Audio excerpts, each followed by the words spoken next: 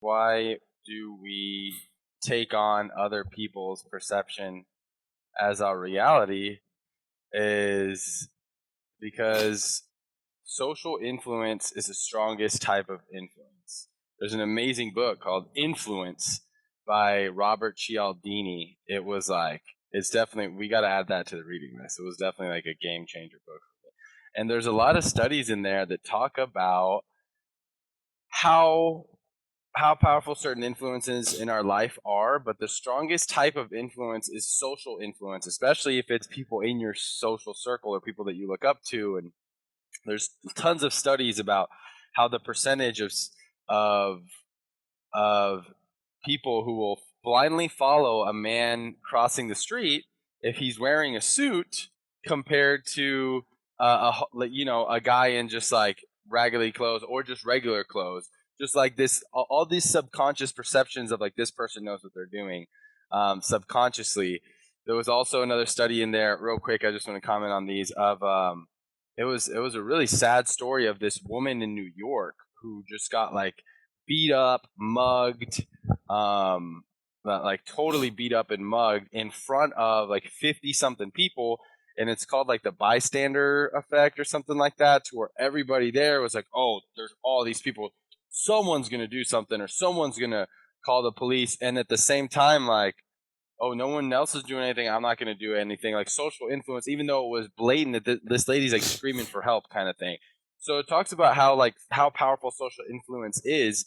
And I see that too in my own life, to where when I try to be a little bit more disciplined about it too, of like, don't tell me your opinion of the restaurant. Like, don't give me your opinion yet, because I want to have a fresh opportunity, right? I don't want to be influenced. I mean, that's why I don't watch the news, right? Because I don't want to influence my mind. I want to be able to perceive things for myself. But I think that we're so connected, right? There's something as a collective consciousness. I think I'm reading an awesome book right now called Psycho Cybernetics, and it talks about how Thomas Edison, I think it's Edison, said someone was complimenting on him on his idea, and he's like, ideas are in thin air. Like, our ideas are in the air. This one just came to me, like it wasn't mine.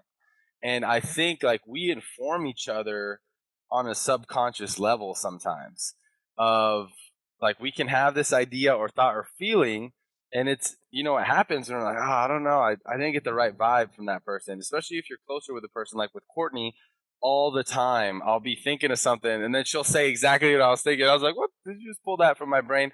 So I think we don't realize how connected we are because it's not in our sensory perception, right? It's not something that we can touch, feel, see, or hear, but we're so deeply connected on other levels that are beyond the sensory that we influence each other. So when we bring it to the sensory and tell you, Jerrod, this restaurant is fucking ass, man. Like, don't eat there. It is so bad. That's going to influence you. No matter how much you're like, I'm going to try it myself. Like, you're already going to have this preconceived notion, and it's going to have a little bit of an influence. And now the restaurant's going to have to be pretty damn good for you to be like, dude, it was pretty good.